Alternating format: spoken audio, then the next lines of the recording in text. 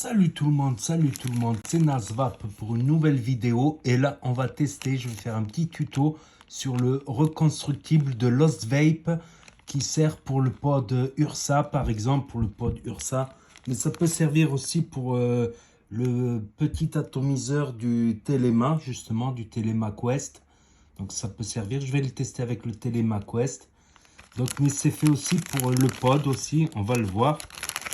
Donc là, il y a deux cotons, un petit plateau justement, et deux coils et des vis de rechange. Et on va voir ça tout de suite. Donc c'est assez simple. Voilà, ici il y a les vis. Voilà, pour le pôle positif et négatif qui est séparé par un pic. Voilà, le pôle positif et négatif en dessous aussi. Avec deux joints. Voilà, il y a marqué Lost Vape UB Pro RBA Deck. Donc ça peut servir à plusieurs, voilà. Voilà, sur tous les claireaux, tout ça, pod, ou qui peuvent accepter les grosses résistances. Il y a aussi un plateau plus petit, mais il devient vite fait trop petit.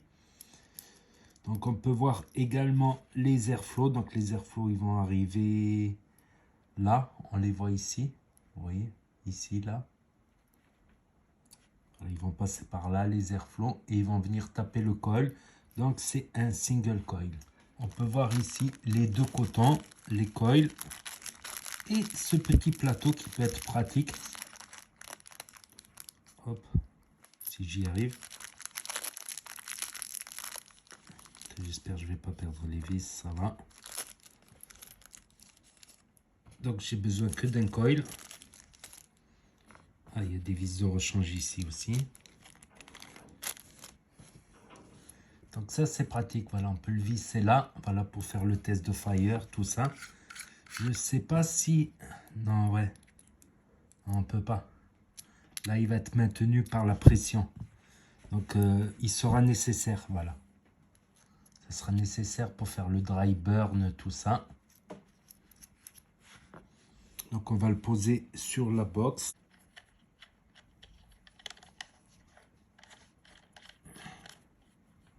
Donc, bon, comme c'est un single coil, je vais descendre à les, on va dire 25. Voilà, ça m'a l'air d'être un fuse Clapton. Donc, pour cela, vous faudra un petit tournevis, bien évidemment. Il passe de justesse. Donc, on va ouvrir des deux côtés.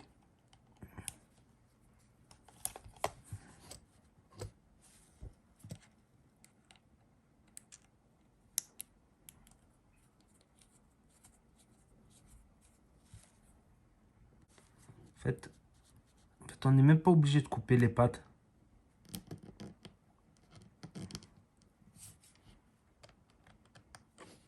Attends, je vais dévisser encore un peu plus.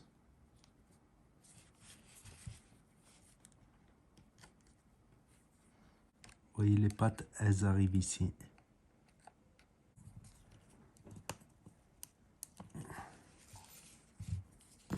Pareil de l'autre côté.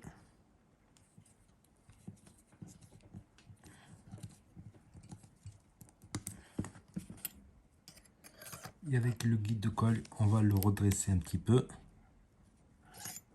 Voilà.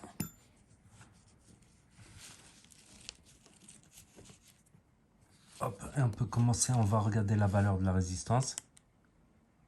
Donc elle m'indique 0,31. Donc un premier coup de fire. New atomizer, non, ça n'a pas marché. New coil. Voilà, la petite fumée que vous voyez, c'est toutes les poussières, les petits trucs qu'il y a. Alors là, il y a une poussière, il me semble. Ensuite, on va faire le rodage. Donc, vous voyez, ça chauffe pas. Donc, on appuie dessus comme ça. Pour le rodage, il y a des points chauds, donc on va gratter un petit peu. Il faut que ça chauffe des spires du milieu au spire extérieur.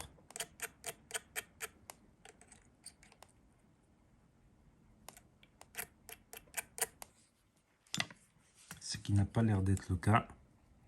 Si je peux couper les pattes. On peut couper les pattes en dessous ici.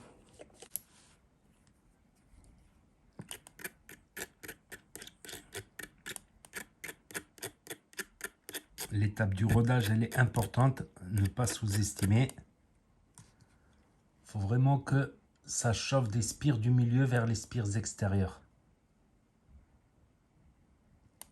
Voilà, comme ceci. Quand c'est fait, ben, on peut laisser reposer. On peut passer au cotonnage. Donc on peut utiliser les cotons fournis ou utiliser ses propres cotons. Donc là, j'ai un bout de coton. Je ne sais pas s'il va être suffisant. On fait une petite pointe. Je vais en enlever un petit peu. Attention de ne pas vous brûler non plus. La pince de Bruxelles, justement, c'est pas mal.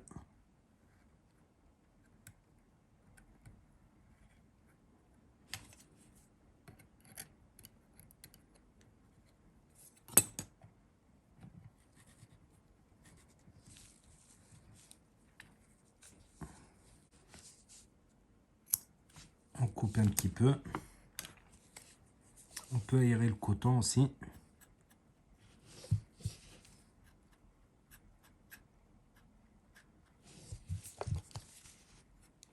De part et d'autre.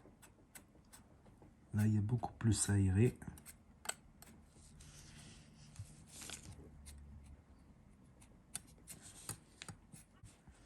Là, les cotons sont visiblement beaucoup trop longs, donc on va encore découper un petit peu.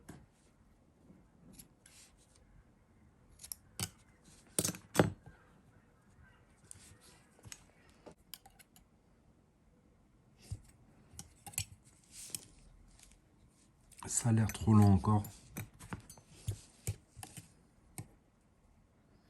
Donc on peut découper encore un petit peu.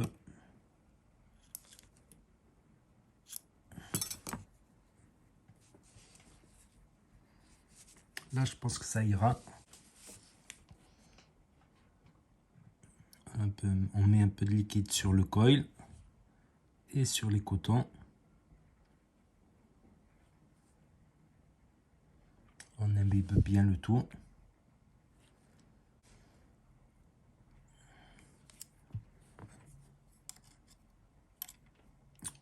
Ensuite, on peut plaquer les cotons. On va essayer de les plaquer dans les arrivées de liquide.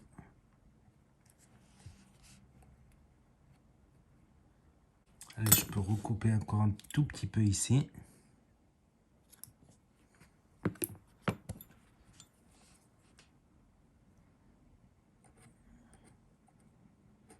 On peut faire un petit test de fire pour voir si tout marche bien.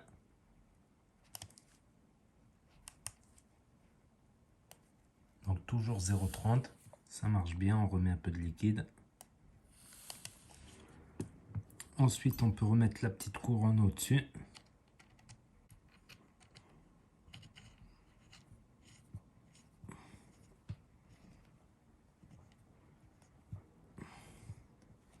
On peut revisser et la résistance est prête. Ce qu'on peut même faire encore, c'est encore découper une fois que tout est fait. Attention de ne pas découper le joint.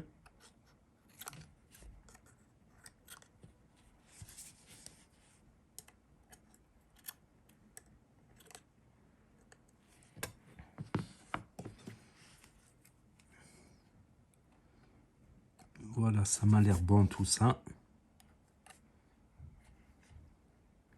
On peut dévisser.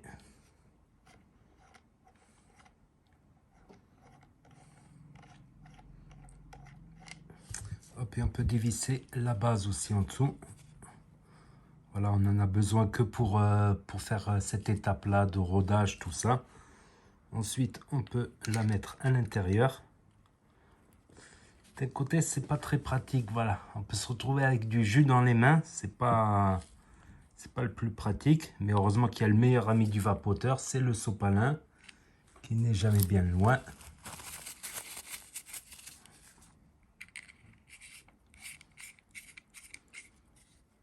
Hop, et ensuite, on peut procéder au remplissage.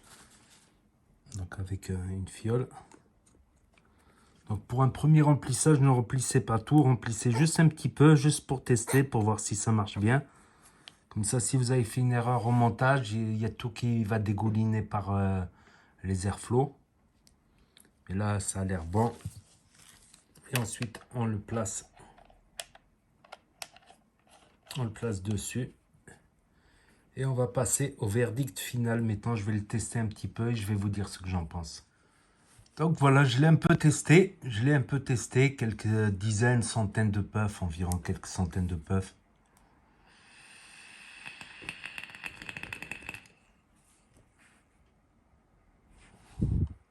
Il va bien, franchement, il va bien à 35 watts. Voilà, pour une résistance de 0,30 environ.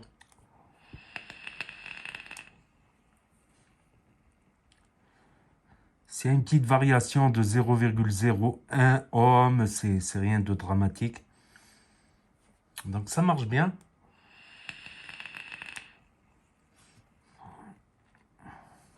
Niveau restitution de saveur, pas mal du tout. C'est bluffant, franchement. C'est bluffant avec le coil fourni avec. Pas mal le coil.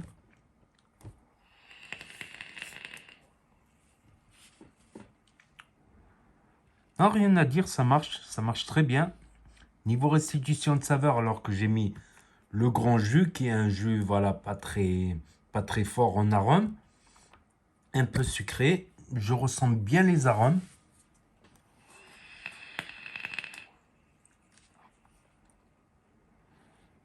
La vape est plutôt froide, pas chaude.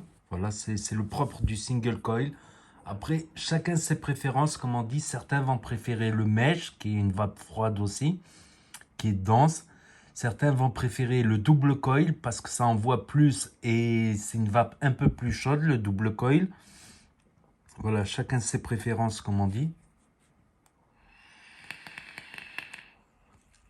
Moi, perso, au début de ma vape, j'étais très single coil, très fruité quand je commençais à vaper, à vaper. Et après, je me suis dirigé plus vers le double coil ou la grosse vape en mèche. Donc, moi, pour quelqu'un qui commence, je trouve que c'est parfait. Le single coil, voilà, qui commence le reconstructible, c'est toujours mieux de commencer en single coil. Il n'y aura pas de surprise. Parce que c'est un peu bourrin le double coil, comparé.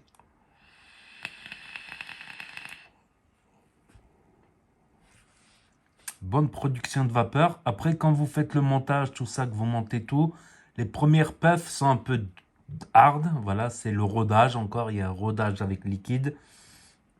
Les premières puffs sont un peu hard. Il faut attendre que ça...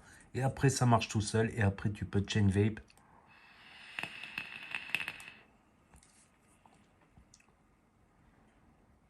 Pas mauvais du tout. Après, j'étais sur double coil. Ouais, le double coil, c'est un peu plus bourrin. Ça arrache un peu plus. Voilà, attention, si vous n'êtes pas habitué, ça risque de vous arracher un peu. Ça risque d'être un peu dur pour vous, le double coil. Voilà, après, c'est une question de préférence. Mais il n'est pas mauvais, ce plateau constructible. Voilà, il n'est pas mauvais du tout. Donc, n'hésitez pas à me dire ce que vous en pensez dans les commentaires ou à écrire 1, 2, 3. Tout ça, ça aide pour le référencement ainsi que le pouce bleu. N'hésitez pas à vous abonner, à cliquer sur la cloche si vous découvrez la chaîne. Et je vous dis à très bientôt pour de nouvelles vidéos. Et vous savez très bien que si le courant passe, eh ben, la cigarette trépasse et ça va peu bien.